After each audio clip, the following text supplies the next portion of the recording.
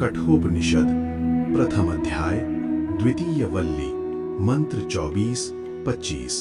नाविरतो दुश्चरितान् ना शांतो ना समाहितः ना शांत मानसो वापि प्रज्ञानेन ऐनमाप्नुयात्।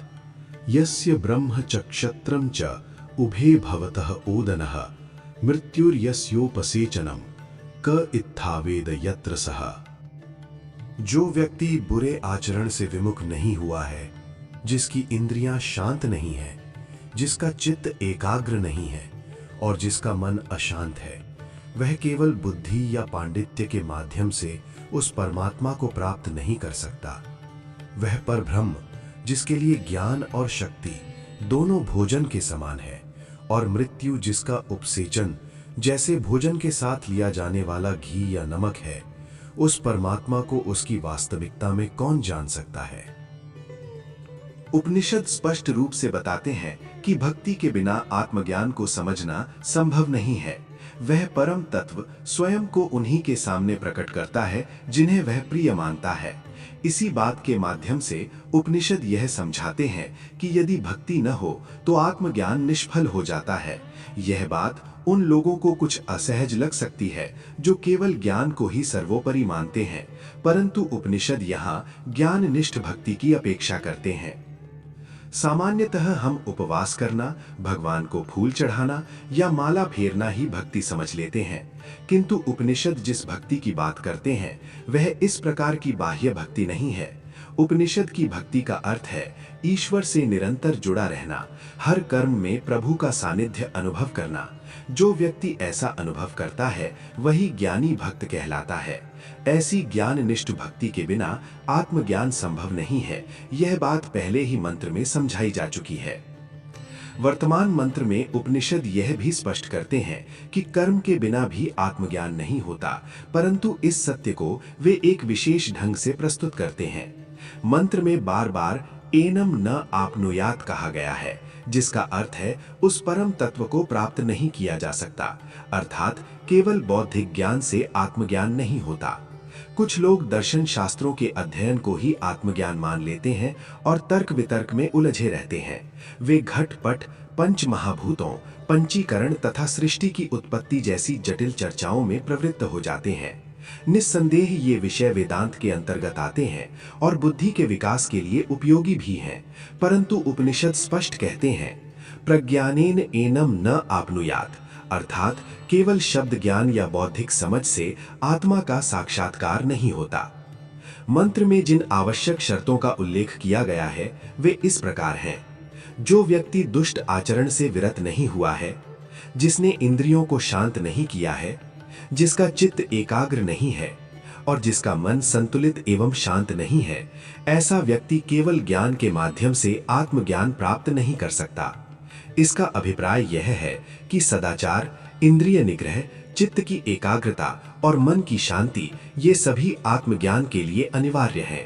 जब ये साधन पूर्ण होते हैं तभी ज्ञान आत्मज्ञान में परिवर्तित हो पाता है। हमारी सामान्य धारणा ये बन गई है कि भक्ति और ज्ञान दो अलग अलग मार्ग हैं। इसी कारण कुछ लोग केवल भजन गाने को ही भक्ति मान लेते हैं और कुछ लोग केवल पुस्तकों का अध्ययन करने को ही ज्ञान समझते हैं। दोनों ही अपने अपने तरीके से ये मानते हैं कि इससे उनकी आध्यात्मिक उन्नति हो जाएगी, लेकिन उपनिषद के अनुसार ये सोच गलत है और इसलिए उपनिषद इसे स्वीकार नहीं करते। पिछले मंत्रों में उपनिषद ने बार बार ये स्पष्ट किया है कि ज्ञानी भक्त के सामने ही वो परम तत्व स्वयं प्रकट होता है। यहाँ भक्त शब्द से वो सामान्य अर्थ वाला भक्त अभिप्रेत नहीं है, जिसे हम रोजमर्रा की भाषा में कहते हैं, जो बस ये सोचता है कि संसार में कुछ तो करना चाहिए, इसलिए भजन कीर्तन शुरू कर देता है। ऐसा व्यक्ति भक्ति की केवल शुरुआत करता है, लेकिन उपनिषद की दृष्टि में वो अभी भक्त नहीं है। उपनिषद के अनुसार वही व्यक्ति भक्त है जो विभक्त नहीं है, अर्थात जो ईश्वर से अलग नहीं है। जो आत्मशक्ति से इस प्रकार जुड़ गया है उसी को आत्मशक्ति का वास्तविक ज्ञान होता है और वही आत्मज्ञान को प्राप्त करता है। आज के मंत्र में उपनिषद ये बताते हैं कि जो व्यक्ति दुष्ट आचरण से पीछे नहीं हटा है उसे आत्मज्ञान नहीं होता। इसका स्पष्ट अर्थ ये है कि मनुष्य का जीवन दुर्व्यवहार और दुष्ट आचरण से मुक्त होना चाहिए। मनुष्य में इतनी नैतिक दृढ़ता होनी चाहिए कि वो निश्चय पूर्वक कह सके, मैंने मानसिक स्तर पर भी कोई दुष्चरित्र आचरण नहीं किया है। ऐसी स्थिति अपने आप नहीं आती, इसके लिए निरंतर साधना आवश्यक है, और जब तक वो सिद्धि प्राप्त ना हो जाए तब तक उस मार्ग पर टिके रहना चाहिए। ये मंत्र और इस वल्ली के अंतिम कुछ मंत्र वास्तव में सोने की फ्रेम में मढ़ने योग्य हैं। आज के समय में जो लोग 65-70 वर्ष की आयु पार कर चुके हैं, उनमें अक्सर आत्मज्ञान या मुक्ति को लेकर बहुत उतावली देखी जाती है। वे जल्दी से जल्दी ये जानना चाहते हैं कि ऐसा क्या कर लें जिससे तुरंत आत्मज्ञान हो जाए। इसलिए वे कहते हैं, शास्त्री जी, आप तो भगवान का काम करने को कहते हैं, इससे ऊपर का कुछ बताइए। लेकिन उनसे ऊपर का क्या बताया जाए? उनकी उतावली उन्हें भटकाती है। वे किसी साधु सन्यासी के आकर्षक शब्दों में उलझ जाते हैं और दिन के दिन ऐसे कथित तत्वज्ञान को सुनते रहते हैं जिसे वे स्वयं समझ भी नहीं पाते। ऊपर से वे कहते हैं, पंडित जी बहुत सुंदर विवेचन करते हैं, पर वास्तव में पंडित जी क्या कह रहे हैं ये उन्हें स्वयं पता नहीं होता। इस प्रकार उन्हें ऊपर का ज्ञान सुनने की आदत तो पड़ जाती है, लेकिन उससे उनका आध्यात्मिक विकास नहीं होता। वे केवल समय बिताते हैं। उनकी समस्या ज्ञान की नहीं बल्कि उतावली की है, और यही उतावली उनके आध्यात्मिक मार्ग में सबसे बड़ी बाधा बन जाती है। प्रज्ञानेन एनम न आपनुयात। केवल ज्ञान से आत्म तत्व की प्राप्ति नहीं होती। उपनिषद प्रश्न उठाते हैं कि केवल बौद्धिक ज्ञान का आखिर क्या उपयोग है। वे कहते हैं कि मनुष्य को इतनी साधना करनी चाहिए कि वो भगवान से पूरी तरह जुड़ने के लिए तैयार हो जाए। यदि ये तैयारी नहीं है तो आत्म तत्व स्वयं प्रकट नहीं होता।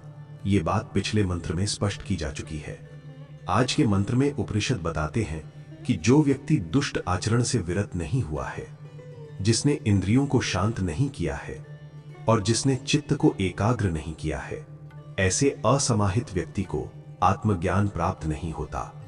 यहां असमाहित का अर्थ है जिसका चित्त एकाग्र नहीं है। उपनिषद स्पष्ट शब्दों में मनुष्य को सावधान करते हैं कि केवल आत्मज्ञान की पुस्तकों को पढ़ लेने से या आत्मा अनात्मा की बौद्धिक चर्चाएं करने से आत्मज्ञान प्राप्त नहीं होता। असमाहित शब्द का प्रयोग करके उपनिषद इस भ्रम को पूरी तरह दूर कर देते हैं। आज के पूर्वी और पश्चिमी दर्शन शास्त्रों में शायद ही कोई ऐसा विचारक है जो इस प्रकार ऊपर उठने की बात करता हो। यद्यपि उनके पास तीक्ष्ण बुद्धि होती है और वे बहुत कुछ पढ़ते हैं, इसलिए वे स्वयं को पहुंचा हुआ मान लेते हैं।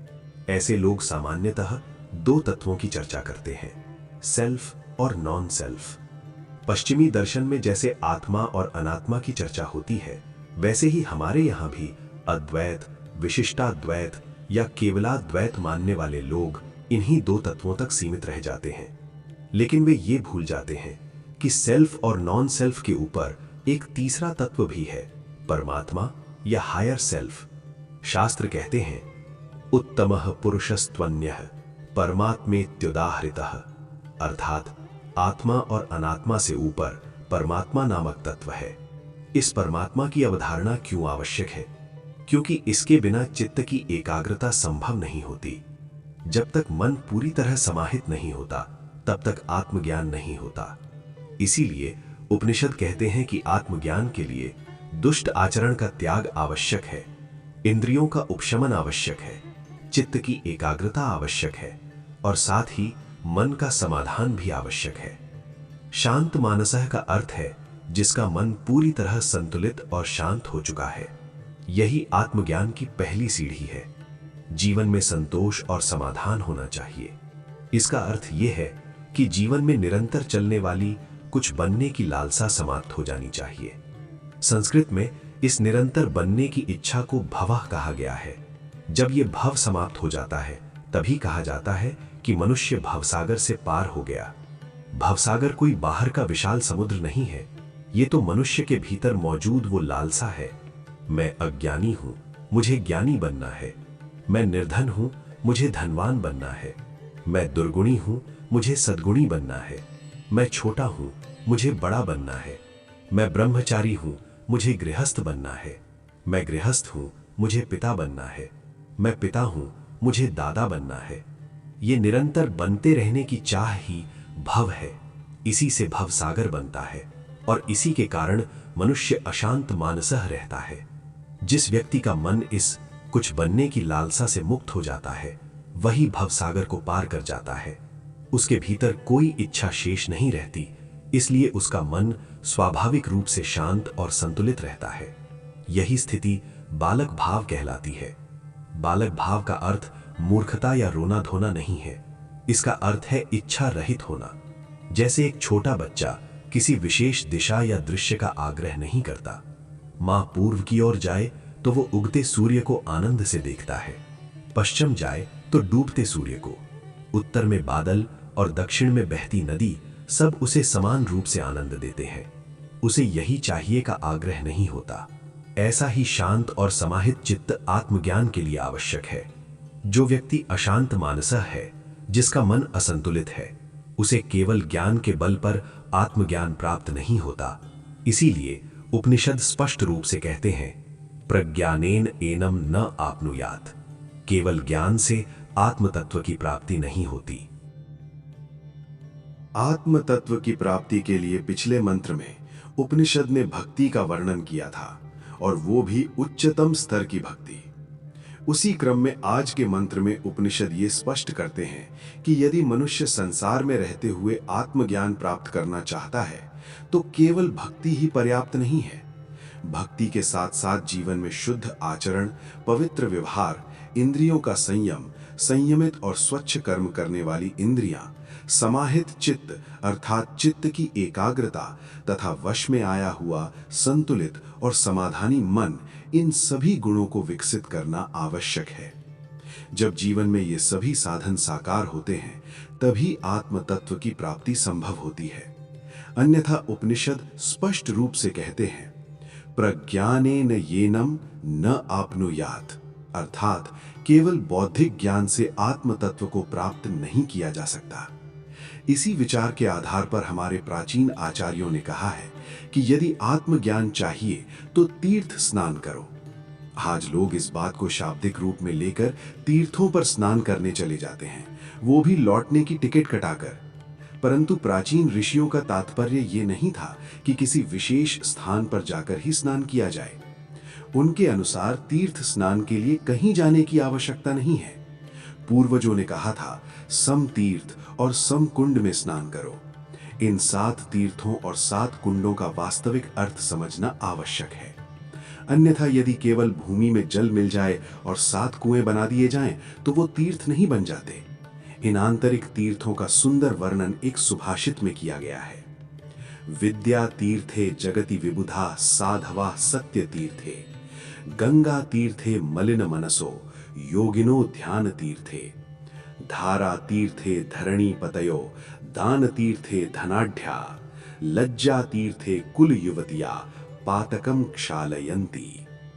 इसका भावार्थ ये है, इस संसार में विद्वान लोग विद्या तीर्थ में स्नान करते हैं, अर्थात ज्ञान के माध्यम से स्वयं को शुद्ध करते हैं। सरल और साधु स्वभाव के लोग सत्य तीर्थ में स्नान करते हैं, अर्थात सत्य का पालन कर अपने जीवन को पवित्र बनाते हैं। मलिन मन वाले लोग गंगा तीर्थ में, योगी ध्यान तीर्थ में, क्षत्रिय राजा रणभूमि रूपी धारा तीर्थ में, धनवान लोग दान तीर्थ में और कुलीन स्त्रियां लज्जा तीर्थ में अपने अपने पापों को धोती हैं। ये ही मानव जीवन के 7 वास्तविक तीर्थ हैं। जो व्यक्ति इन 7 तीर्थों का महत्व समझ लेता है, वो बिना एक पैसा खर्च किए अपने जीवन को स्वच्छ, पवित्र और आत्मज्ञान के योग्य बना सकता है। इस श्लोक में सुभाषितकार ने विभिन्न दृष्टांतों के माध्यम से जीवन के 7 तीर्थों का वर्णन किया है। आशय ये नहीं है कि कोई व्यक्ति केवल एक ही तीर्थ में स्नान करे, बल्कि अपेक्षा ये है कि प्रत्येक मनुष्य को इन 7 तीर्थों में स्नान करना चाहिए। उदाहरण के लिए, लज्जा तीर्थ को केवल कुलीन युवतियों तक सीमित मान लेना सही नहीं है। मनुष्य के जीवन में जाने अनजाने अनेक पाप हो जाते हैं। प्रारंभ में मनुष्य न तो समझदार होता है, न ही विवेकी और न ही ज्ञानी। पहली बात तो यह है कि मनुष्य स्वयं नहीं समझता, और दूसरी बात यह है कि उसे अच्छा संग भी नहीं मिलता। यदि कभी उसे अच्छा संग मिल भी जाए तो वह समझने तो लगता है, लेकिन तुरंत सही मार्ग पर नहीं आ पाता। जैसे तेज बहाव में बहते हुए व्यक्ति को दिशा बदलनी हो तो पहले उसे अपनी गति धीमी करनी पड़ती है। बिना धीमा हुए मोड़ लेना संभव नहीं होता। कुछ लोग भौतिकवादी जीवन में बहुत तेजी से आगे बढ़ते जा रहे होते हैं। ऐसे व्यक्ति से यदि अचानक कहा जाए कि वो रविवार को उपनिषद सुनने आ जाए, तो ये उसके लिए संभव नहीं होता। तब हम कह देते हैं, इतनी उम्र हो गई फिर भी वो नहीं बदल सका। वास्तव में उसका जीवन बहुत तेज प्रवाह में बह रहा होता है। यदि उसे दिशा बदलनी है तो पहले उसे धीमा होना पड़ेगा, लेकिन वह धीमा नहीं हो पाता। इसी कारण प्राचीन काल में वानप्रस्थ आश्रम की व्यवस्था की गई थी। जैसे तेज गति से चलती हुई रेलगाड़ी को मोड़ आने पर धीमा करना पड़ता है, यदि मोड़ पर गति कम न की जाए तो गाड़ी पटरी से उतर जाती है और डिब्बे पलट जाते हैं। इसी प्रकार शास्त्रकारों ने जो विधि निषेध बताए हैं वे पूर्णतः उचित हैं। अब प्रश्न ये है कि हमारे हाथों से जो अनेक पाप हो जाते हैं उन्हें कैसे धोया जाए।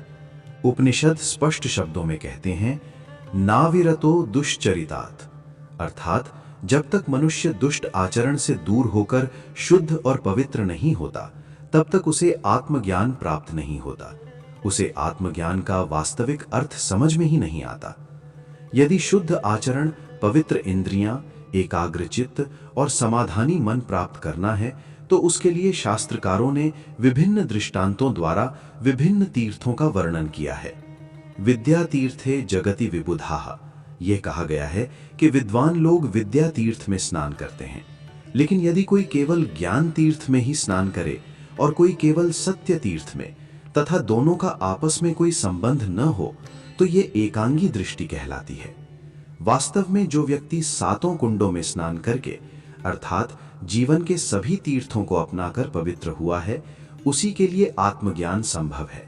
इसलिए ये समझना चाहिए कि ये सभी तीर्थ हमारे ही लिए हैं और जीवन में इन सभी में स्नान करके अर्थात इन सभी गुणों को अपनाकर आत्मज्ञान की ओर अग्रसर होना चाहिए। विद्या तीर्थ में स्नान का अर्थ है विद्या प्राप्त करना। विद्या अर्थात ज्ञान या सही समझ। विद्या से मनुष्य की बुद्धि शक्तिशाली बनती है। जब बुद्धि सशक्त होती है तभी इंद्रियों पर नियंत्रण संभव होता है। यदि बुद्धि दुर्बल हो तो इंद्रियां मनुष्य को अपने वश में कर लेती हैं और इंद्रिय निग्रह संभव नहीं रहता। यदि इंद्रियों को संयम में रखना है तो बुद्धि को निरंतर पोषण देना आवश्यक है। जैसे पूरे शरीर में रक्त पहुंचाने वाला हृदय यदि कमजोर हो जाए तो डॉक्टर उसे शक्ति देने वाली दवा देते हैं, क्योंकि हृदय सशक्त होगा तभी पूरे शरीर को पोषण मिलेगा। उसी प्रकार यदि इंद्रियों को वश में करना है तो बुद्धि को तीक्ष्ण और शक्तिशाली बनाना होगा। बुद्धि को सशक्त बनाने के लिए गीता और उपनिषदों के विचारों पर निरंतर मनन करना चाहिए। शास्त्र कहते हैं, स्वाध्याय प्रवचनाभ्याम न प्रमद्दितव्यम, अर्थात स्वाध्याय और प्रवचन से कभी प्रमाद नहीं करना चाहिए। किसी शास्त्र को एक बार सुन लेना पर्याप्त नहीं है, उसे बार बार सुनना और उस पर विचार करना आवश्यक है। कुछ लोग कहते हैं, हमने गीता एक बार सुन ली है। ऐसे लोगों से कहना पड़ता है कि बुद्धि को बार बार उसी पर घिसना पड़ता है। जैसे नाई एक बार उस तरह चलाकर फिर उसकी धार तेज करता है, क्योंकि एक बार उपयोग में आने से ही उसकी धार कुंद हो जाती है। उसी प्रकार हमारी बुद्धि भी सुबह थोड़ी साफ होती है, लेकिन दिन भर के सांसारिक व्यवहार में उलझकर शाम तक कुंद हो जाती है। इसलिए अगले दिन फिर से बुद्धि को घिसना पड़ता है।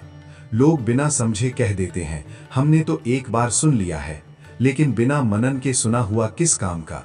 कुछ लोग स्वयं को पूर्ण मानकर कहते हैं, शास्त्री जी हमें सब पता है, अब तो हम इसे जीवन में उतारने बैठे हैं। उनसे कहना पड़ता है कि अभी तो जीवन में कुछ उतरेगा ही नहीं, क्योंकि यह प्रक्रिया जीवन भर चलती है। विद्या तीर्थ में स्नान से इंद्रिय निग्रह होता है। जीवन में इंद्रिय निग्रह अत्यंत आवश्यक है। इसी से मनुष्य को यह समझ आती है कि क्या करना चाहिए और क्या नहीं करना चाहिए, अर्थात विधि और निषेध का ज्ञान होता है। इस प्रकार विद्या तीर्थ में स्नान से दो लाभ होते हैं। पहला, बुद्धि सशक्त होती है। दूसरा, विधि निषेध की स्पष्ट समझ आती है। अक्सर हम भ्रमवश स्वयं को अधार्मिक मान लेते हैं, जबकि वास्तव में वह अधर्म नहीं होता। कई बार अज्ञानवश हमारे हाथों से अधर्म हो जाता है। इसलिए विधि निषेध का ज्ञान आवश्यक है। शास्त्रकार कहते हैं, यह करो और यह मत करो। भले ही किसी के मन में शंका उठे, फिर भी करो और मत करो कहना आवश्यक होता है। जीवन केवल गति बढ़ाने वाले एक्सेलरेटर से नहीं चलता, उसके साथ ब्रेक भी चाहिए। गाड़ी तभी सुरक्षित चलती है जब एक्सेलरेटर और ब्रेक दोनों हों। यदि केवल गति बढ़ाई जाए और रोकने का साधन न हो तो गाड़ी किसी न किसी दीवार से टकराकर नष्ट हो जाएगी। यही स्थिति जीवन की भी है। नगर पालिका चौड़ी सड़कें बनाती है और कहती है कि अब गाड़ी चलाओ, लेकिन साथ ही सफेद लाइन खींचकर नियम भी बनाती है कि यहाँ गति कम करनी है। इसी प्रकार जीवन में भी विधि और निषेध दोनों आवश्यक है। जब हमारे प्राचीन शास्त्रकार विधि निषेध बताते हैं तो कुछ तथाकथित पढ़े लिखे लोग कहते हैं, हमें कोई यह बताए कि क्या करना है और क्या नहीं, हम स्वयं देख लेंगे। उनसे कहना पड़ता है कि यदि सब कुछ स्वयं समझ पाते तो शास्त्रों की आवश्यकता नहीं पड़ती। जैसे सड़क पर बनी रेखा देखकर गाड़ी धीमी करनी ही पड़ती है, वैसे ही जीवन में भी नियम आवश्यक हैं। किसी भी छोटी संस्था को चलाने के लिए भी नियम और निषेध रखने पड़ते हैं। विधि भी चाहिए और निषेध भी, हर स्तर पर। इसलिए यदि आज हम पुराने लोगों की बातों का मजाक उड़ाते हैं तो इसका अर्थ यह है कि हम उन्हें वास्तव में समझ नहीं पाए हैं। प्राचीन काल में लोग अखंड दीपक जलाया करते थे। इसके पीछे एक गहरी भावना होती थी, मैं अपने भगवान के लिए निरंतर जलने वाली ज्योति रख रहा हूं। आज हम उस पर हंसते हैं और पुराने लोगों को सनातनी या रूढ़िवादी कह देते हैं। लेकिन आश्चर्य ये है कि आज भी भारत के एक कोने से दूसरे कोने तक अखंड ज्योति यात्राएं निकाली जाती हैं। जहां जहां वो ज्योति पहुंचती है वहां उसका सम्मान होता है, फोटो खींचे जाते हैं और समाचार पत्रों में छपते हैं। तब प्रश्न उठता है, यदि ये सब आज के समय में किया जाए तो सम्मान योग्य है, और वही कार्य पुराने लोग करें तो वो मूर्खता कैसे हो गई। पुराने लोगों द्वारा अखंड ज्योति जलाने के पीछे एक भावना थी। उस भावना को पुष्ट करने के लिए उन्होंने जो मार्ग अपनाए वे सोच समझकर अपनाए थे। हम 2 मिनट में उन्हें मूर्ख घोषित कर देते हैं और कहते हैं कि उनकी बातों का पालन नहीं करना चाहिए। उनकी बात ना मानना एक अपराध है और उन्हें मूर्ख ठहराना दूसरा पाप। इस प्रकार हम अपने सिर पर कितना बड़ा पाप भार जमा कर लेते हैं, ये तो ईश्वर ही जाने।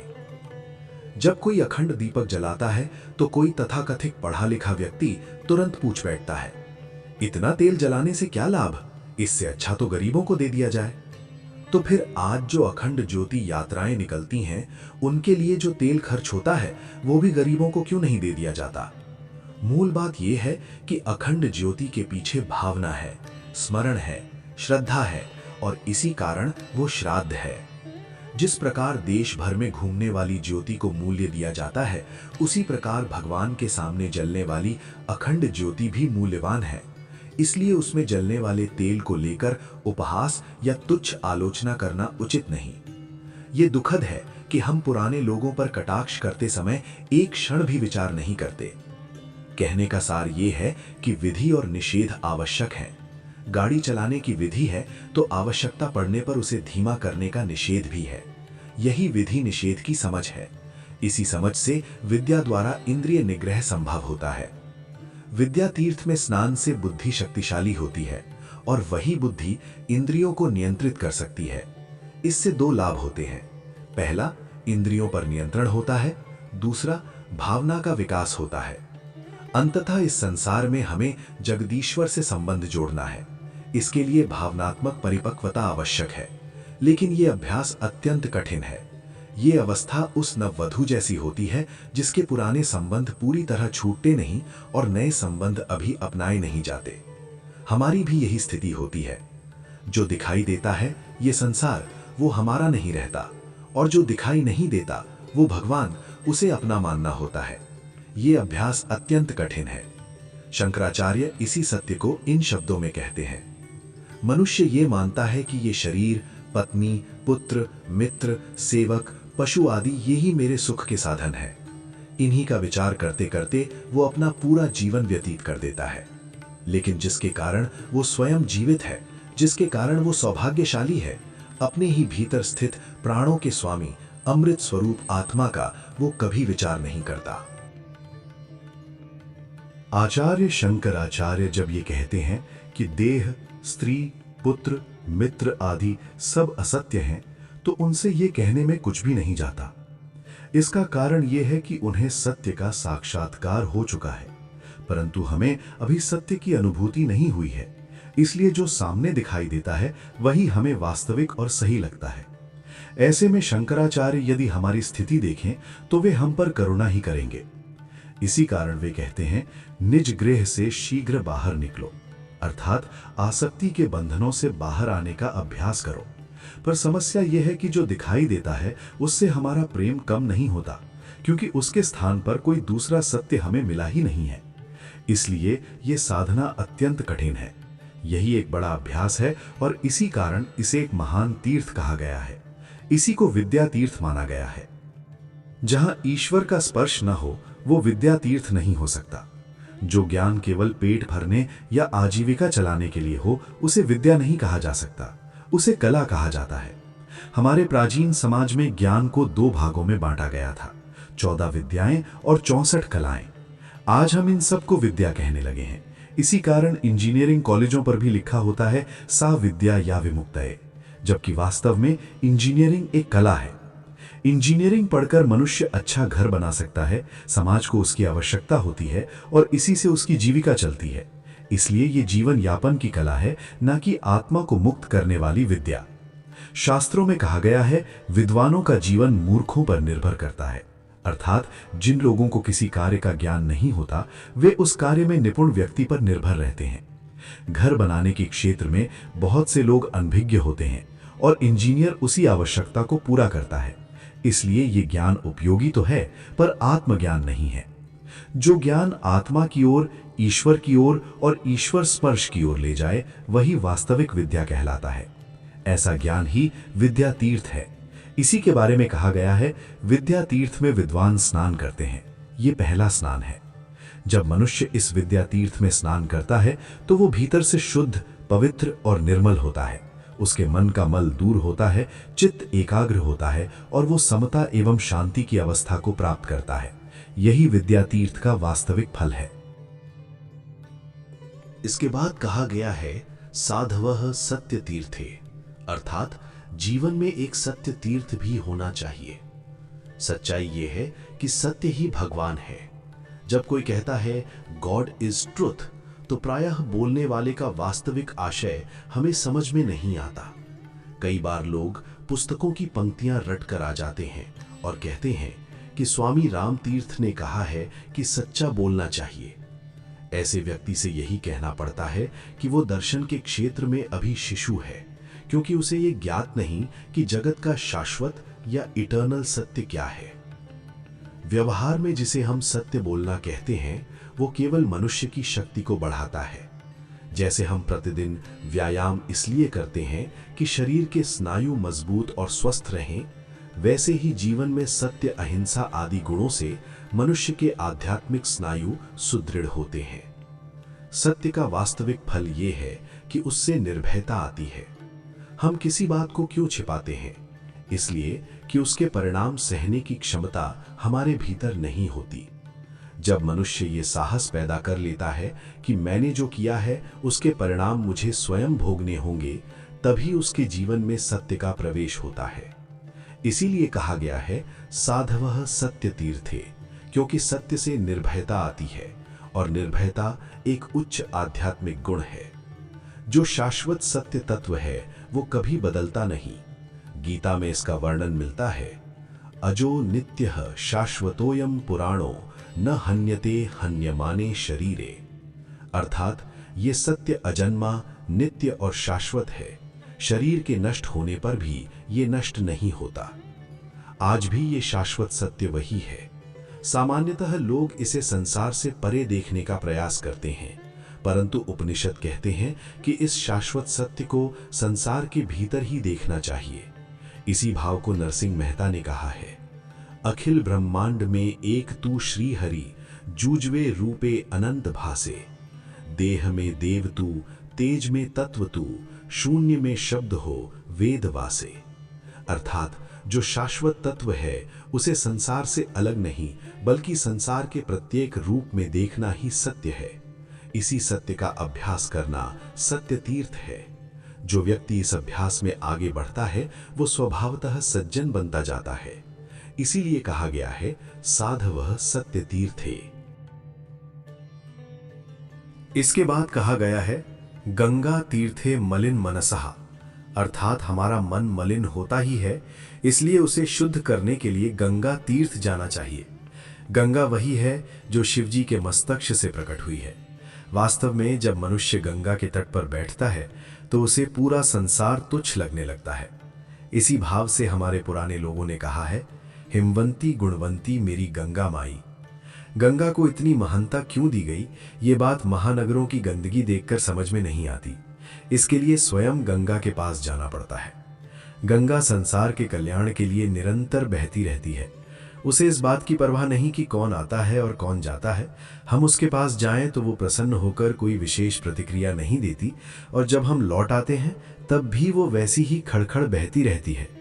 फिर भी गंगा में ऐसी शक्ति है कि जो एक बार उसके तट पर जाकर बैठ जाता है वो उसे कभी भूल नहीं पाता, चाहे वो नास्तिक ही क्यों ना हो। अकेले बैठने पर भी उसे गंगा की स्मृति अवश्य आती है। यही गंगा की विशेषता है। इसीलिए कहा गया गंगा तीर्थे मलिन मनसः, अर्थात गंगा तीर्थ की यात्रा इसलिए की जाती है कि मलिन मन को धोया जा सके। सामान्यतः हम यात्रा का अर्थ केवल घूमना फिरना समझते हैं, लेकिन यात्रा का एक गहरा अर्थ भी है। संसार और व्यवहार से अलग होकर बैठना, उनसे दूरी बनाना, संसार से कुछ समय के लिए दूर हो जाना ही वास्तविक यात्रा है। इस अर्थ में जब कोई व्यक्ति गांवों में जाकर प्रभु कार्य के लिए ठहरता है तो वो भी यात्रा ही है। केवल नदी के किनारे जाकर बैठना ही यात्रा नहीं, बल्कि सांसारिक आसक्ति से अलग होकर बैठना भी यात्रा कहलाता है। यदि लोग व्यापार, धन और स्वार्थ की चिंता छोड़कर कहीं जाकर ठहरें तो वही यात्रा है। इसलिए हम जो शिविर या धर्म यात्राएं करते हैं वे वास्तव में एक ही स्थान पर ठहरकर भी यात्रा कहलाती हैं। बाहर से देखने वालों को ये मूर्खता लग सकती है, लेकिन वास्तव में ये बुद्धिमानी है। यात्रा का अर्थ है संसार और व्यवहार से हटकर बैठना, लेकिन वहां जाकर खाली नहीं बैठना होता, बल्कि धर्म और आत्मचिंतन करना होता है। यदि संसार छोड़कर केवल धन या भोग का चिंतन किया जाए तो वो यात्रा नहीं रह जाती। कुछ लोग विदेश जाकर कहते हैं सब भूमि गोपाल की, लेकिन वास्तव में उनका झुकाव वहां अधिक स्वार्थ सिद्ध होने के कारण होता है। जहां अधिक लाभ दिखता है वही उनकी भूमि बन जाती है। भावना शून्य होकर तत्व ज्ञान की बातें करना उचित नहीं है। गंगा तीर्थ की यात्रा का अर्थ है सब कुछ छोड़कर जाना और अपने मलिन मन को धोना। गंगा का अर्थ केवल नदी ही नहीं है, गंगा का एक गूढ़ अर्थ भी है। जिससे भगवत पद की प्राप्ति हो वही गंगा है, अर्थात जो प्रवाह हमें भगवान तक ले जाए वही गंगा है। हमारे जीवन के भीतर भी प्रभु का एक प्रेम प्रवाह निरंतर बहता रहता है। ये प्रेम प्रवाह अमृत स्वरूप है और 24 घंटे चलता रहता है। यही प्रवाह हमारे जीवन को संभालता भी है और कभी कभी रोकता भी है। जब शरीर बीमार पड़ता है तो वो भी एक प्रकार की ब्रेक है जिससे जीवन की गाड़ी धीमी हो जाए। जैसे गाड़ी बहुत चलने पर उसे रोककर ठंडा करना पड़ता है, वैसे ही मनुष्य जब अत्यधिक दौड़ता है तो भगवान उसे विश्राम दिलाने के लिए रोक देते हैं। ये गूढ़तम शास्त्रीय सत्य है जिसे सभी नहीं समझ पाते। हम कैसे बोलते हैं, कैसे देखते हैं, कैसे सोते हैं, ये सब उसी भीतर बह रहे प्रेम प्रवाह के कारण होता है। वही गंगा है। जिसने इस प्रेम प्रवाह को समझ लिया, जिसने इसकी पहचान कर ली, वो व्यक्ति मलिन मन वाला नहीं रह सकता। उसका अंतःकरण स्वतः शुद्ध हो जाता है। इसी कारण कहा गया है गंगा तीर्थे मलिन मनसः। इसके बाद कहा गया है योगिनो ध्यान तीर्थे, अर्थात योगीजन ध्यान तीर्थ में स्नान करते हैं। भगवान का ध्यान करना आवश्यक है क्योंकि मन को शुद्ध करने के लिए ये एक अनिवार्य साधन है। भीतर बह रहे प्रभु के प्रेम प्रवाह को पहचानने के लिए, निर्भयता लाने के लिए, संसार में व्याप्त चिरंतन सत्य को देखने के लिए, बुद्धि को शक्तिशाली बनाने के लिए, श्रेष्ठ जीवन की रचना के लिए और इंद्रियों का संयम करने के लिए जैसे विद्या तीर्थ, सत्य तीर्थ और गंगा तीर्थ आवश्यक है, वैसे ही ध्यान तीर्थ भी अत्यंत आवश्यक है। अब प्रश्न उठता है कि भगवान का ध्यान कब होता है? ध्यान आदेश देने से नहीं होता, केवल ये कह देने से कि ध्यान करो, ध्यान नहीं लग जाता। ध्यान तभी होता है जब प्रेम अपनी पराकाष्ठा पर पहुंच जाता है। उदाहरण के लिए, अभी यहां बैठे कुछ लोगों के मन में घर की बातें चल रही होंगी। किसी को याद आ रहा होगा कि घर में ढोकले बने हैं, तो उसका मन वहीं अटका होगा। किसी ने उसे ढोकलों का ध्यान करने का आदेश नहीं दिया, फिर भी उसका मन अपने आप वहीं चला गया, क्योंकि वहां प्रेम और आकर्षण है। इसी प्रकार किसी को अपने बच्चों की याद आ रही होगी, किसी को पत्नी की, तो किसी को अपने व्यवसाय की चिंता होगी। यहां बैठे लोगों के मन की परीक्षा हम नहीं, बल्कि स्वयं भगवान लेते हैं। वे ही जानते हैं कि किसके मन में क्या चल रहा है। वे तो जैसे भीतर झांक कर देखते रहते हैं कि मन का पात्र अभी कच्चा है या पक चुका है। मूल बात यही है कि लोग कहते हैं कि भगवान का ध्यान करो, पर ध्यान होता कैसे है? जब भगवान के प्रति प्रेम अपनी चरम सीमा पर पहुंच जाता है, तभी उनका ध्यान स्वाभाविक रूप से होता है। भगवान के प्रति प्रेम की पराकाष्ठा के लिए कई साधन आवश्यक हैं। भगवान की चर्चा करना, उनका चिंतन करना, एक दूसरे को उनकी बातों से प्रेरित करना, विष्णु का श्रवण, कीर्तन, स्मरण, चरण सेवन और स्वाध्याय व प्रवचन, इन सब के द्वारा धीरे धीरे प्रेम के अंकुर फूटते हैं और निरंतर अभ्यास से प्रेम अपनी पराकाष्ठा तक पहुंचता है। जब प्रेम पूर्णता को प्राप्त करता है, तभी सच्चा ध्यान होता है और तब हर जगह भगवान ही दिखाई देने लगते हैं। प्रेम की पराकाष्ठा के 4 आधार हैं, जैसे खाट या चौकी के 4 पाए होते हैं। ये 4 पाए हैं, वही अच्छा है, वही सच्चा है, वही मेरा है, वही सर्वत्र है। जीवन में जब ये चारों भाव दृढ़ हो जाते हैं, तब प्रेम की पराकाष्ठा घटित होती है। स्वाध्याय और साधना के द्वारा हम अभी इन चारों पायों को तैयार कर रहे हैं। हमारा खाट अभी पूरी तरह बना नहीं है। जब वो बन जाएगा, तब उस पर विश्राम भी होगा और तृप्ति व आनंद की अनुभूति भी होगी। तुष्यन्ति च रमन्ति च। हम रविवार को उपनिषद सुनने के लिए इकट्ठा होते हैं। इसका क्या अर्थ है? इसका अर्थ बस इतना है कि हम अपनी आध्यात्मिक खाट बनाने के लिए लकड़ियां जमा कर रहे हैं। आज हम 40 वर्ष के हैं, तो 20 वर्ष बाद हमारी स्थिति कफ के कारण दयनीय हो सकती है। उस समय हमें सहारे के लिए एक खाट चाहिए होगी। ये विचार हम सब के दिमाग में है, इसीलिए हम रविवार को मिलते हैं। अभी तो हम लकड़ियां ला रहे हैं, फिर उन्हें साफ करेंगे, उनकी पूजा करेंगे और उनसे एक एक पाया बनाएंगे। जब 4 पाए तैयार होंगे, तभी वो खाट तैयार होगी जिस पर हम विश्राम कर सकें। इस खाट का पहला पाया है, वही अच्छा है। जीवन में ऐसी दृष्टि आनी चाहिए कि हमें केवल भगवान ही अच्छे लगें। भगवान के सामने कोई भी दूसरा व्यक्ति या वस्तु तुच्छ लगनी चाहिए। जीवन में अक्सर परीक्षा आती है, स्वाध्याय या सिनेमा की टिकट। जैसे ही ये प्रश्न आता है, कुछ लोग सोचते हैं शास्त्री जी तो पिछले रविवार की बात अगले रविवार को दोहराते ही हैं, समझ में आ जाएगा। और हम तो रोज सुनते हैं, एक दिन नहीं जाएंगे तो क्या बिगड़ेगा, चलो आज सिनेमा चलते हैं। लेकिन यही तो परीक्षा है। ऐसा विचार आते ही भगवान समझ जाते हैं कि मैं समझ गया, तुम्हें मैं अच्छा नहीं लगता। इसीलिए घर बैठे मनमाने ढंग से स्वाध्याय करने का अर्थ नहीं है। स्वाध्याय बाहर जाकर और नियमित रूप से करना चाहिए, तभी हमारी परीक्षा हो सकती है। मान लीजिए किसी ने नियम बनाया है कि वो रोज सुबह 7:30 बजे घर पर गीता पढ़ेगा।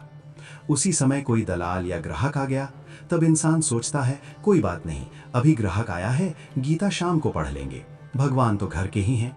यहाँ उसने दलाल के लिए भगवान को छोड़ दिया। लेकिन अगर हम किसी पाठशाला या सत्संग में जाकर स्वाध्याय करते हैं, जैसे रविवार सुबह 9:30 से 10:30 बजे, तो वहाँ समय नहीं बदलता, वहाँ हमें दलाल या ग्राहक को छोड़ना पड़ता है। इसी में हमारी परीक्षा होती है। जब व्यक्ति इतनी नियमितता रखता है, तब उसकी खाट का पहला पाया तैयार होता है कि वही यानी भगवान अच्छा है। आत्मज्ञान कोई रास्तों पर पड़ी हुई चीज नहीं है।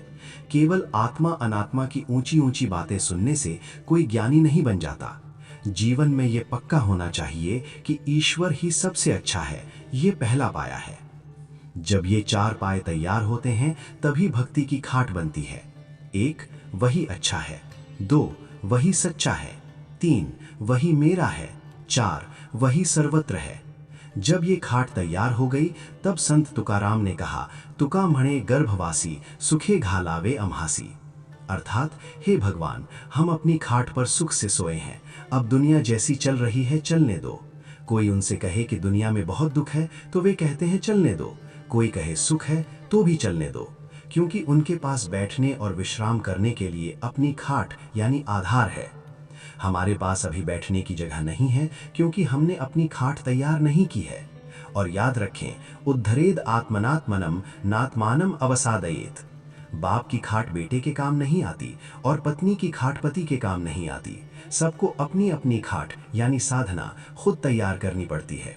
जब ये तैयार हो जाती है तभी भक्त तुष्यंति च रमन्ति च, अर्थात संतुष्टि और आनंद की स्थिति में शांति से विश्राम कर सकता है। सच्चे भक्त चैन की नींद सोते हैं और भगवान से कहते हैं, प्रभु ये जगत बहुत सुंदर है। दूसरी ओर हम दुनिया में देखते हैं कि कोई बीमार है, कोई मर रहा है। कल जो बच्ची खेल रही थी आज वो बीमार पड़ी और मर भी गई। ये देखकर हमें लगता है, हे भगवान, तुमने ये कैसी दुनिया बनाई है। लेकिन भगवान तो तटस्थ है।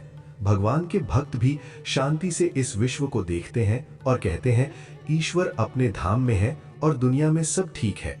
God is in heaven and all is well with the world. हमें ये जगत सुंदर नहीं लगता, इसका कारण ये है कि हमारे पास वो आध्यात्मिक खाट नहीं है। अगर हम उस खाट पर सो जाएं तो हमें भी दुनिया वैसी ही सुंदर लगेगी। इसलिए सबसे पहले खाट के पाए तैयार करने होंगे और ये काम सबको खुद ही करना होगा। यहाँ कोई दूसरा सुधार या बढ़ाई नहीं चलेगा, कोई मदद नहीं आएगी। गुरु या महापुरुष केवल रास्ता दिखा सकते हैं, कान पकड़कर बैठा सकते हैं और अगर हम उठ जाएं तो वापस बिठाकर कह सकते हैं, अभ्यास कर, लेकिन करना तो हमें ही पड़ेगा।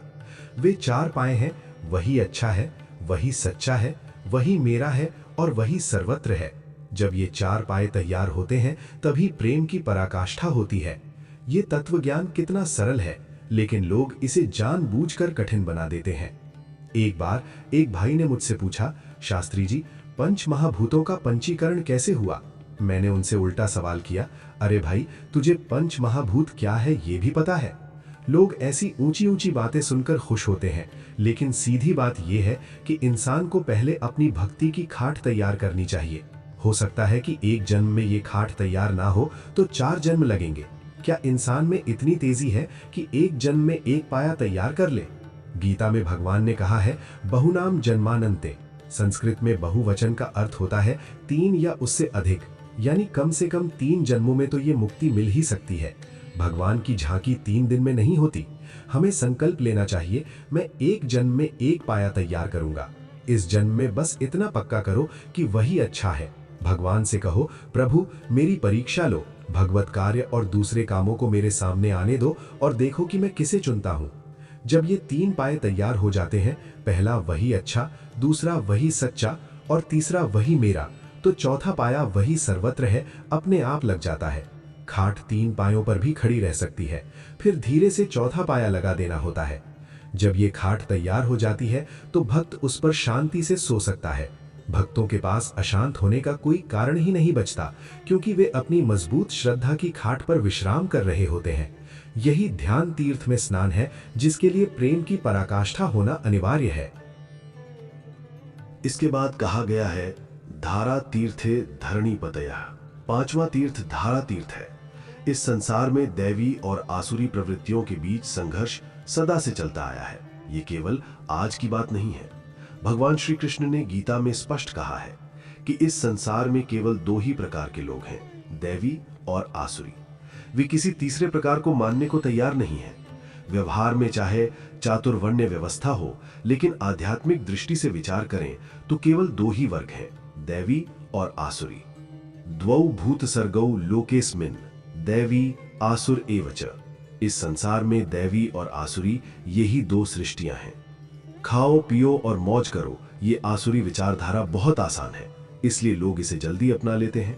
इसी कारण आसुरी प्रवृत्ति वाले लोगों की संख्या निरंतर बढ़ती रहती है। ऐसे में दैवी संपत्ति की रक्षा और वृद्धि के लिए निरंतर प्रयत्न करना भगवान का कार्य है, नहीं तो भगवान का और काम ही क्या रह जाता है। लोग भगवान को चढ़ावा चढ़ाते हैं, ये भी एक विचित्र बात है। जो भगवान स्वयं हमें सब कुछ देते हैं उन्हें हम देने का दिखावा करते हैं। वास्तव में भगवान का मूल कार्य यही है कि अधिक से अधिक लोग दैवी बने, सात्विक बने, सुसंस्कारी बने। इसी के लिए संघर्ष करना भगवान का कार्य है। धारा तीर्थे धरणी पतयः। इस संसार में हमारे क्षत्रिय राजाओं ने संस्कृति की रक्षा और वृद्धि के लिए संघर्ष किया। इसी कारण इस धारा तीर्थ में स्नान करके वे मुक्त हुए। अर्जुन ने भी यही किया। इसका यह अर्थ नहीं कि अर्जुन ने अन्य तीर्थों में स्नान नहीं किया होगा। अर्जुन के साथ अन्याय करने का कोई कारण नहीं है। स्वयं भगवान श्री कृष्ण ने गीता में अर्जुन के लिए कहा है, पांडवा नाम धनंजयः। अर्जुन ने किया क्या? उसने अपनी सारी शक्ति भगवान कृष्ण के दैवी और वैदिक विचारों की स्थापना के लिए समर्पित कर दी। इसी धारा तीर्थ में स्नान करने से उसके दोष नष्ट हो गए। ये नहीं कहा जा सकता कि अर्जुन में कोई कमजोरी नहीं थी, उसमें भी कई दोष थे।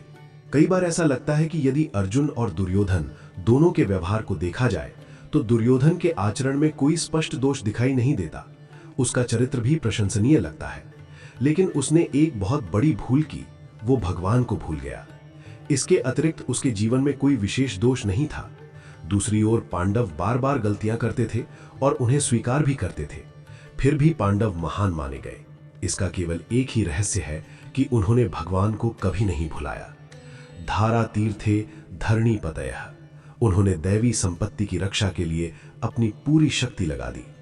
इसी प्रकार हमारे अपने जीवन के भीतर भी एक निरंतर युद्ध चल रहा है। प्रश्न यह है कि उस युद्ध में हम विजयी होते हैं या नहीं। संत तुकाराम कहते हैं, रात्रन दिन आम्हा युद्धाचे आह्वान। रात दिन हमें युद्ध का आह्वान है। इंद्रियों के सामने विषय आते रहते हैं और इंद्रियों तथा विषयों के बीच संघर्ष चलता रहता है। कुछ विषयों को त्याग देना चाहिए। ये कहने की क्षमता होनी चाहिए कि ये विषय मेरे लिए नहीं है। जो त्याग कर सकता है वही विजयी कहलाता है और जो संग्रह करता है वही पराजित होता है। यही संघर्ष धारा तीर्थ है और ये युद्ध निरंतर चलता रहता है। इस शरीर के भीतर 24 घंटे सीमा की रक्षा करनी होती है। जन्म से लेकर मृत्यु तक एक प्रकार की आपात स्थिति बनी रहती है। कुछ लोग कहते हैं कि बुढ़ापे में कठिनाई होती है, कुछ कहते हैं कि युवावस्था में होती है, कुछ ये भी कहते हैं कि जो युवावस्था को संभाल लेता है उसे बुढ़ापे में कठिनाई नहीं आती। लेकिन वास्तव में बुढ़ापे में भी लोग अनेक गलतियां कर बैठते हैं। मराठी में कहा गया है, 60 बुद्धि नाठी, अर्थात 60 की उम्र में बुद्धि साथ नहीं देती। यही कहावत गुजराती में भी है। मूल बात यह है कि जन्म से लेकर मृत्यु तक संकट बना ही रहता है। इसलिए जीवन की सीमाओं पर युद्ध के लिए हमें सदा तैयार रहना चाहिए। इसके बाद कहा गया है, दान तीर्थे धनाढ्याः। मनुष्य को दान तीर्थ में भी स्नान करना चाहिए, अर्थात उसे दानशील बनना चाहिए। दान केवल धन का ही नहीं होता। धन का दान, समय का दान, जीवन का दान, सर्वस्व का दान और अंत में सबसे बड़ा दान है मैं को मिटाकर तू बन जाना। इस प्रकार के दान भाव को जीवन में अपनाना चाहिए। इन प्रत्येक तीर्थों पर बहुत कुछ कहा जा सकता है, पर कालाय तस्मै नमः। यदि मनुष्य इन एक एक तीर्थों को सही रूप से समझ ले और इस समकुंड में स्नान कर ले तो आत्मज्ञान स्वयं हार लेकर विवाह करने को तैयार खड़ा है। वो देखता है कि क्या कोई इस समकुंड को पार कर पाता है, पर अक्सर ऐसा होता है कि हम बीच में ही किसी एक कुंड में डूब जाते हैं। अंत में कहा गया है, लज्जा तीर्थे कुल युवतयाः। लज्जा का भी एक तीर्थ है और उसमें भी स्नान करना चाहिए। मनुष्य के भीतर सबसे पहले लज्जा होनी चाहिए। नैतिक जीवन में जब कोई दुष्कर्म होता है तब उसके प्रति शर्म उत्पन्न होनी चाहिए। ये पहली लज्जा है। दूसरी लज्जा तब आती है जब मनुष्य अपनी असमर्थता को पहचानता है। जैसे जैसे ज्ञान बढ़ता है वैसे वैसे ये अनुभव होता है कि इस विशाल संसार में हम अत्यंत तुच्छ हैं। हमारी कोई विशेष कीमत नहीं है। हम रहें या ना रहें, संसार चलता ही रहता है। हमारे न होने से कोई बड़ा अंतर नहीं पड़ता। हम संसार से चले जाएंगे तो कुछ लोग सचमुच रोएंगे, कुछ औपचारिक रूप से रोएंगे और फिर संसार पहले जैसा ही चलता रहेगा। संसार किसी के बिना नहीं रुकता। फिर भी हम स्वयं को अनावश्यक महत्व दे बैठते हैं कि हमारे बिना सब कुछ रुक जाएगा। लोग जो कहें कहने दें, उनकी भावना न दुखे, ये भी हमारा कर्तव्य है। इसलिए बस हाँ हाँ कहते हुए आगे बढ़ जाना चाहिए। मूल बात यह है कि जैसे जैसे ज्ञान बढ़ता है वैसे वैसे अपनी असमर्थता की लज्जा उत्पन्न होती है। वास्तव में यदि मनुष्य प्रकृति के समीप जाकर शांति से बैठ जाए तो उसका अहंकार स्वतः पिघलने लगता है। यदि आप हिमालय में गंगा मां के तट पर किसी एकांत स्थान पर बैठें जहां कोई और न हो तो अहंकार गल जाता है। हर की पौड़ी पर बैठने से इसलिए मना किया जाता है कि वहां पंडे आकर तरह तरह की बातों में उलझा देते हैं। एकांत में गंगा के किनारे बैठने से मनुष्य को अपनी असमर्थता का गहरा बोध होता है। सबसे पहले मनुष्य को अपने दुष्कर्मों पर शर्म आनी चाहिए। यहीं से उसके विकास की शुरुआत होती है। फिर जैसे जैसे ज्ञान बढ़ता है उसे अपनी सीमाओं और असमर्थता की लज्जा होती है। तब मनुष्य को यह अनुभव होता है कि इस सृष्टि में वो स्वयं असमर्थ है, उसके हाथ में कुछ भी नहीं है। ये ज्ञान से उत्पन्न हुई लज्जा है। इसके बाद भक्ति की भूमिका बनती है। मनुष्य कहता है, हे भगवान, तू और मैं एक हैं। मैं तेरी गोद में बैठूंगा, मेरा तो तू ध्यान रखेगा ही। तूने ये सारी सृष्टि मेरे लिए बनाई है। लेकिन ये अवस्था भी एक प्रकार की बाल सुलभ भावना है और इसकी भी लज्जा होनी चाहिए। जब सूर्योदय होता है और मनुष्य कहता है, भगवान तेरी क्या अद्भुत लीला है, क्या मेरे देखने के लिए ही तूने ये सूर्योदय रचा, तो ये भी भावुकता है। वास्तव में सूर्य नमस्कार क्यों किया जाता है? ये तो सब जानते हैं कि सूर्य एक खगोलीय पिंड है। हमारे ऋषियों को भी ये ज्ञान था। फिर भी भक्त कहता है, हे भगवान, सूर्योदय के समय आकाश में जो रंग बिखरे हैं वे मेरे लिए ही हैं। जैसे ही वो सूर्योदय के पीछे ईश्वर का हाथ देख लेता है वैसे ही उसके हृदय से नमस्कार फूट पड़ता है। ऐसा भक्त कहता है, हे भगवान, ये पूरा संसार तू मेरे लिए चला रहा है। मेरे बिना तुझसे भी ये संसार नहीं चलता, इसलिए तूने मुझे बनाया है। तेरे साथ खेलने के लिए मेरे सिवा और है ही कौन? भक्त का ये सारा आत्मीय आग्रह भी वास्तव में एक प्रकार की बाल सुलभता ही है। बाद में इस बाल सुलभता पर भी लज्जा आती है। इसी कारण इसे भी एक तीर्थ कहा गया है और ये पवित्र माना गया है। क्रम यही है, पहले मनुष्य को अपने दुष्कर्मों पर लज्जा होनी चाहिए, फिर अपनी असमर्थता पर लज्जा होनी चाहिए और अंत में भगवान के साथ अत्यधिक चिपक कर बैठ जाने की भी लज्जा होनी चाहिए। इसी भाव को गीता में अर्जुन भगवान श्री कृष्ण से प्रकट करता है। वो कहता है, हे कृष्ण, हे यादव, हे सखा, मैंने तुझे मित्र समझकर कई बार हंसी मजाक में या प्रेमवश तेरे महत्व को न जानकर तुझे पुकारा। खेलते सोते बैठते और भोजन करते समय अकेले में या लोगों के सामने मैंने कभी तेरा अपमान किया हो, हे अच्युत, हे अपार, उसके लिए मैं क्षमा चाहता हूं। अर्जुन का भाव ये है, हे भगवान, मैं तुझे जब चाहे पुकार लेता हूं, जैसे तू मेरा ही हो। तेरी महानता को भूलकर मैं तेरी गोद में बैठ गया। अब समझ में आता है कि ये मेरी बाल सुलभता थी। जब भक्त को अपनी इस बाल सुलभता पर लज्जा आने लगती है तब भक्ति की अपरिपक्वता दूर होती है और उसमें परिपक्वता आ जाती है। यही वो अवस्था है जहां भक्ति का रस पूर्ण होता है। ये वही मधुर लज्जा है जैसी पति को देखकर पत्नी के मन में स्वाभाविक संकोच उत्पन्न होता है। इसे मधुर लज्जा कहा गया है। इसी कारण कहा गया है, लज्जा तीर्थे कुल युवतयः।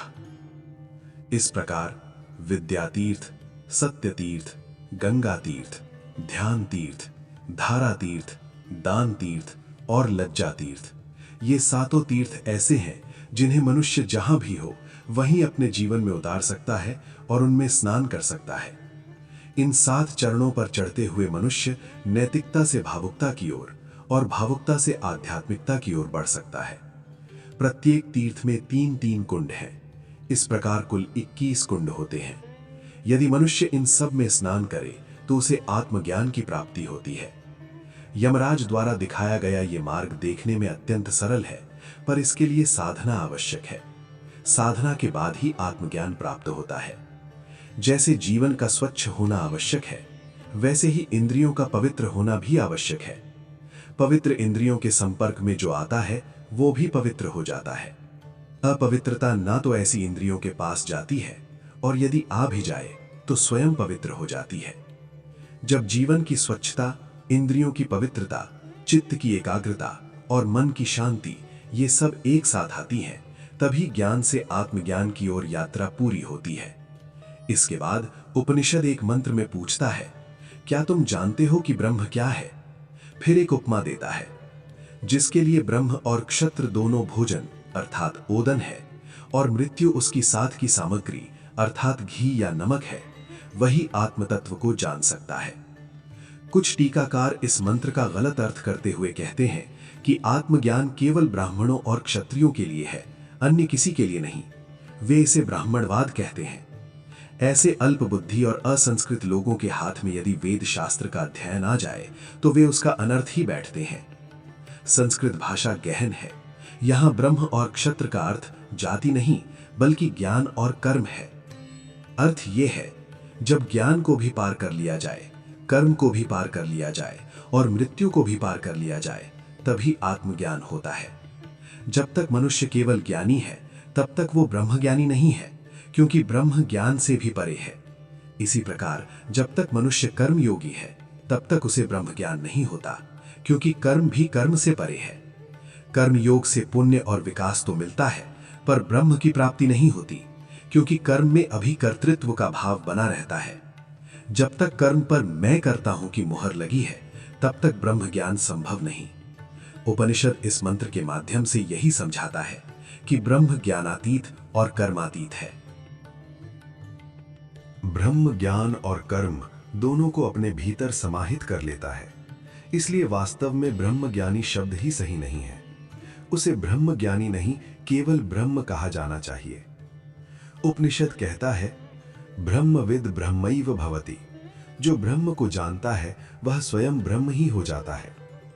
इस दृष्टि से शंकराचार्य को ब्रह्मज्ञानी नहीं बल्कि ब्रह्म ही कहना चाहिए। याज्ञवल्क्य भी ब्रह्मज्ञानी नहीं, ब्रह्म है। कारण यह है कि जहां ज्ञानी कहा जाता है वहां ज्ञान का स्वामित्व बना रहता है। जैसे कोई कहे मुझे ज्ञान है, पर ब्रह्म में किसी प्रकार का स्वामित्व नहीं होता। ये मंत्र बताता है कि जब ब्रह्म ज्ञान को भी और कर्म को भी खा लेता है, अर्थात जब अवस्था ज्ञानातीत और कर्मातीत हो जाती है, तब उसे कोई कैसे समझ सकता है। जब तक कोई ये पूछता है कि कौन समझेगा, तब तक वो तत्व समझ में नहीं आ सकता, क्योंकि जहां तक मैं और कौन बना हुआ है वहां तक अहंकार और स्वतंत्र अस्तित्व मौजूद है। जब तक मनुष्य का अस्तित्व विश्व या परब्रह्म से अलग बना रहता है, तब तक वो ब्रह्म को नहीं समझ सकता। जब ये स्वतंत्र अस्तित्व पूरी तरह समाप्त हो जाता है, अर्थात जब मैं ही नहीं रहता, तब न ज्ञान रहता है न ज्ञानी रहता है, केवल ब्रह्म ही रहता है। यही उपनिषद का कथन है, ब्रह्मविद ब्रह्मैव भवति। इस कारण मुझे ब्रह्म ज्ञान हो गया है, ऐसा कहना ही गलत है। एक बार राजा जनक ने इसकी परीक्षा ली। उनके दरबार में याज्ञवल्क्य सहित अनेक तत्वज्ञानी एकत्र हुए थे। तब जनक ने घोषणा की कि जो ब्रह्म ज्ञानी हो वो खड़ा हो जाए, मैं उसे 1000 गायें दूंगा। राजा केवल गायें ही नहीं देने वाले थे, बल्कि उन गायों के पालन पोषण की व्यवस्था भी करने वाले थे। पर घोषणा के बाद कोई भी खड़ा नहीं हुआ, क्योंकि जो कहे कि मैं ब्रह्म ज्ञानी हूं वो वास्तव में ब्रह्म ज्ञानी होता ही नहीं है। राजा जनक की इस चाल को देखकर सभा में बैठे याज्ञवल्क्य मुस्कुराने लगे। उन्होंने मन ही मन सोचा कि राजा जनक हमें फंसाना चाहते हैं। फिर याज्ञवल्क्य उठ खड़े हुए। राजा जनक ने उनसे पूछा, क्या आप ब्रह्म ज्ञानी हैं? याज्ञवल्क्य ने उत्तर दिया, मुझे ये नहीं पता। गो कामास्मा, मुझे गायें चाहिए, इसलिए मैं उन्हें ले जा रहा हूं। इसके बाद आप जो समझे वो आपकी इच्छा। याज्ञवल्क्य का उत्तर अत्यंत सुंदर और गूढ़ था। उन्होंने अपने शिष्य से कहा, इन सारी गायों को ले चलो। ये देखकर राजा जनक अपने आसन से उठे और याज्ञवल्क्य के चरणों में गिर पड़े। याज्ञवल्क्य के उत्तर में उनकी स्थिति पूरी तरह स्पष्ट थी। वे ये नहीं कह रहे थे कि मैं ब्रह्म ज्ञानी हूं, वे केवल इतना कह रहे थे कि मुझे गायें चाहिए, इसलिए मैं उन्हें ले जा रहा हूं। आपने जो शर्त रखी है वो मुझे ज्ञात है, मैं छल से एक भी गाय नहीं ले जाऊंगा। इस प्रकार याज्ञवल्क्य ने अत्यंत मार्मिक और गहन उत्तर देकर ये सिद्ध कर दिया कि ब्रह्म को जानने वाला स्वयं ब्रह्म ही हो जाता है और ऐसा व्यक्ति कभी अपने ज्ञान का दावा नहीं करता।